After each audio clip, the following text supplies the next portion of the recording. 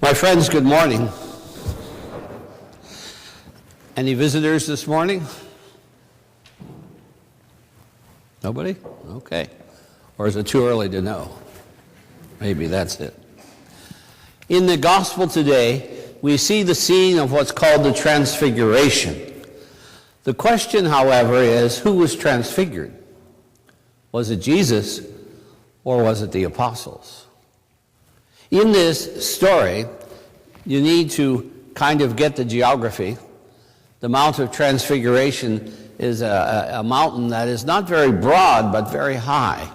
And when you go there, it's a very circuitous route that takes you to the top, and you get up there, and it just kind of sticks out of the plain, and you can see forever. So in this very remote place, it would not have been an easy task to get the apostles up there. It's quite a walk, okay? And they probably were whining the whole time. But anyway, they got up there, and then something miraculous happened to them. And the three characters in the story represent a very specific message. Appearing to them was Moses and Elijah. Now, they had no pictures, they had no photographs. So how did they know it was Moses and Elijah? There were no photographs of those people. And that leads us to the miraculous part of this. That somehow, when Jesus got them to the mountain, they began to see him in a different way. And as they gazed upon him, and their hearts slowly became transfigured, transformed, the basis of their faith came into their presence. Moses was the great lawgiver. Moses was the one who prefigured Christ as the Messiah by leading the Hebrews out of Egypt into the Promised Land. He's responsible for what the Jews call the Torah, the law. When you hear Jesus talk about the law, he's talking about the Torah, the first 5 books of our Bible. Moses put those together. So he is known as the great lawgiver. And Elijah is seen as one of the greatest prophets. If you recall, Jesus has said somewhere else, I have not come to abolish the law or the prophets. Remember him saying that? He has not come to change history. He has not come to do away with the Torah. He has not come to do away with the words of the prophets. He says, rather, I have come to fulfill it. And so as the apostles sat on this mountaintop, undoubtedly exhausted, things began to become more clear to them. That Jesus wasn't coming to establish something new. He was coming to fulfill what had already been promised.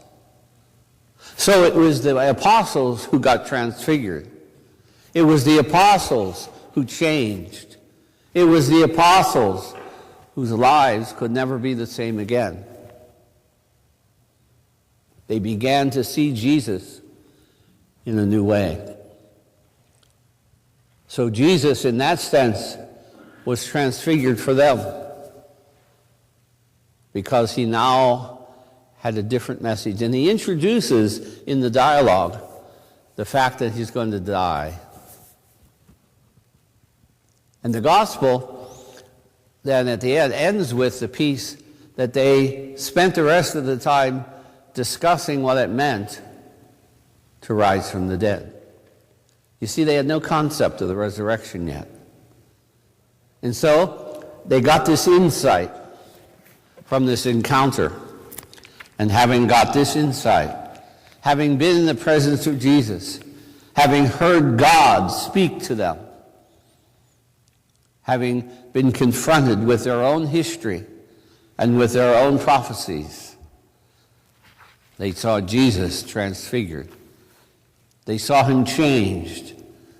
They saw him now in a new light. So, when we go to Jesus, When we do what the apostles did, what did they do? They separated themselves from society. They went to an out-of-the-way place, and they were alone with Christ. And he transfigured them. He transfigured himself so that they could grasp who he was, and in him being transfigured, they too changed. What does that say to you and me? During Lent, we must go to an out-of-the-way place. During Lent, we must go to a quiet place. During Lent, we must go and sit before the Lord in isolation and let the Lord speak to our hearts. And encountering the Lord alone, it is we who will be transfigured. Are you feeling empty? Are you feeling tired? Are you feeling despondent? Are you feeling nervous? Are you feeling depressed? Are you feeling anxious? Are you feeling unfulfilled? Are you feeling unloved? Go be alone. Go in front of God and be alone. And let Jesus transfigure himself and allow you to be drawn in to who you are.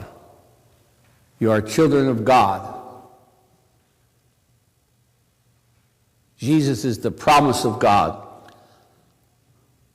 From the time of Abraham to the time of Moses and through Elijah and all the prophets, he fulfills God's promise. Is your heart transfigured? Can you grasp what that means? Have you placed yourself in isolation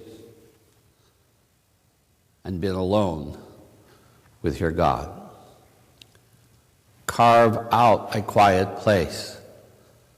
Come to God alone and let Jesus transfigure himself for you so that you can reflect and in turn be transfigured